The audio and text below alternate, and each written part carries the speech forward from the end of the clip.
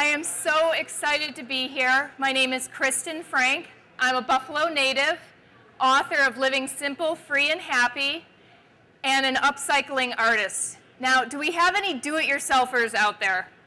Anyone? Good, good. Now, you don't have to build a shed in your backyard to be considered a do-it-yourselfer. I'm sure you all have talents that can be applied all around your home. Again, I love sewing cabinets because if you don't sew, it's kind of like a niche thing. So if you don't sew, you're going to pass them by, or you might already have a sewing machine, which that means if there's one like sitting in your house, you want to do something new with it, or like I said, you can pick it up secondhand, pretty inexpensive. So for instance, this sewing cabinet, I got it in an estate sale, and just looking at it, I could tell this has potential. At the time, I wasn't really sure what the potential was, but I was thinking, I can do something with this piece. So I brought it home.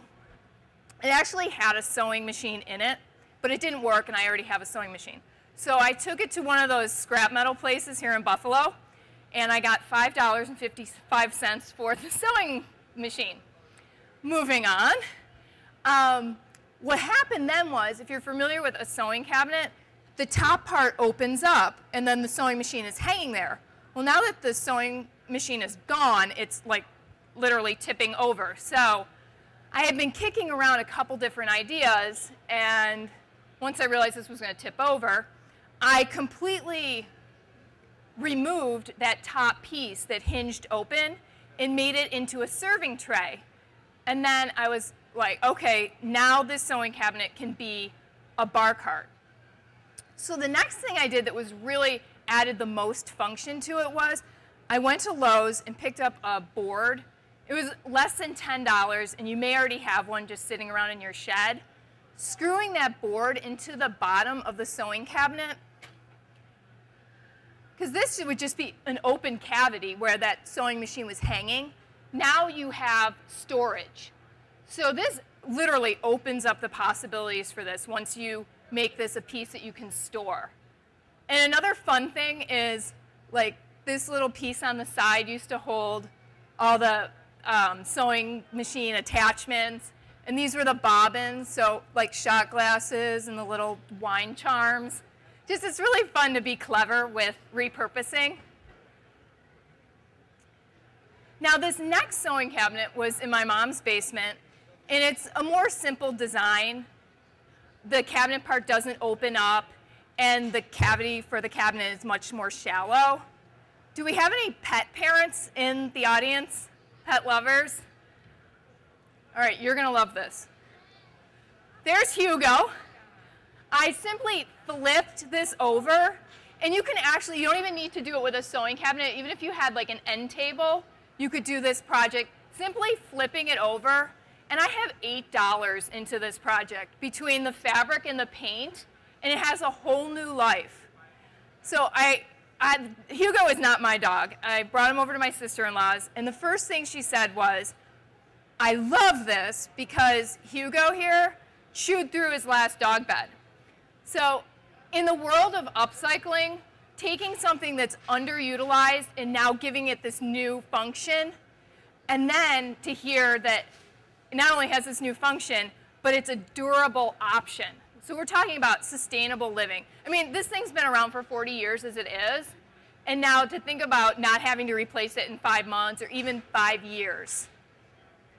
These secondhand finds, they've already gotten through the test of time. That's another thing I like about using older pieces of furniture.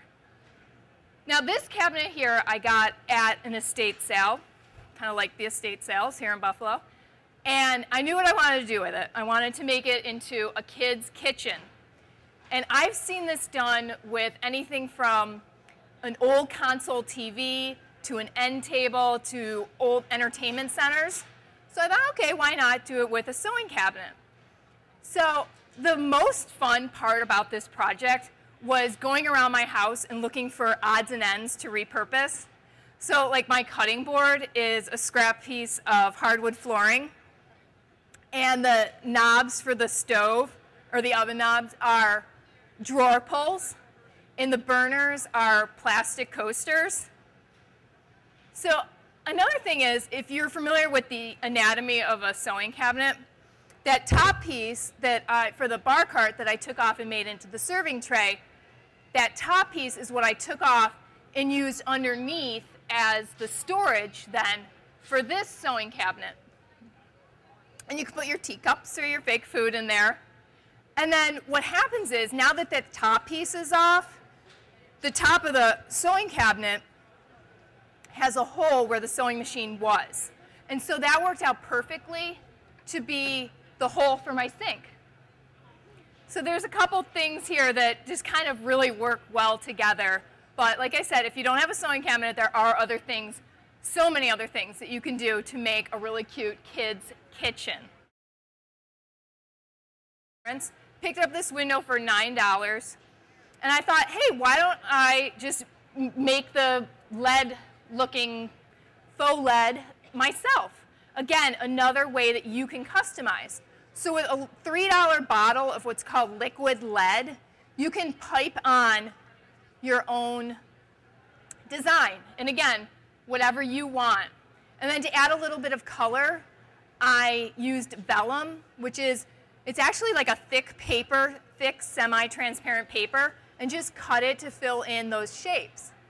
And you can stop there and just have this really cool architectural design piece in your house.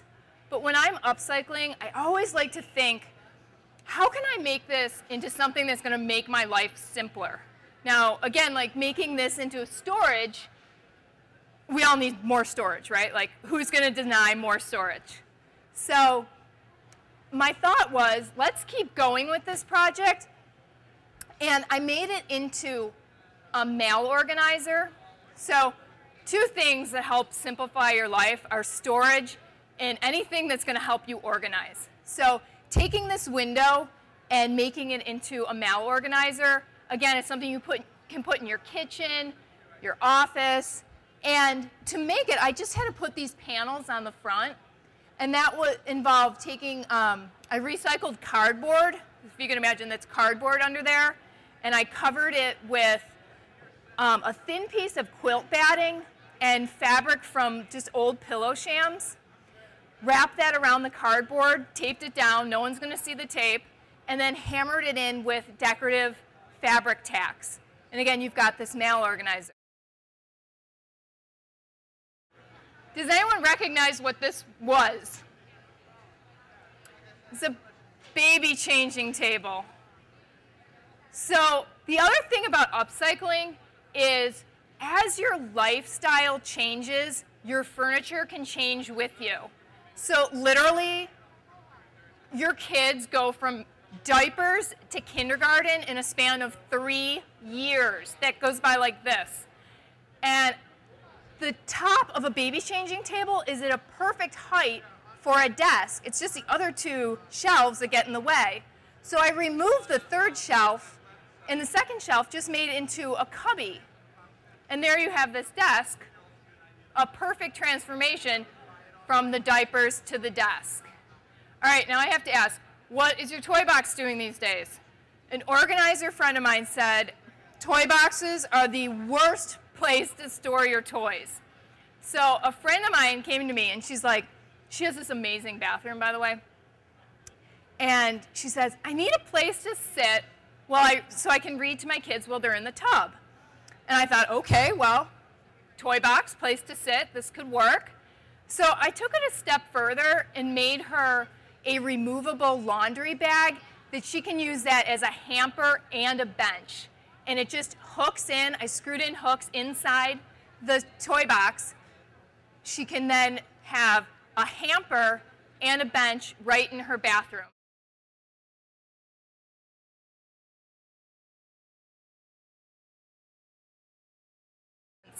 I believe you're all do-it-yourselfers with amazing talents.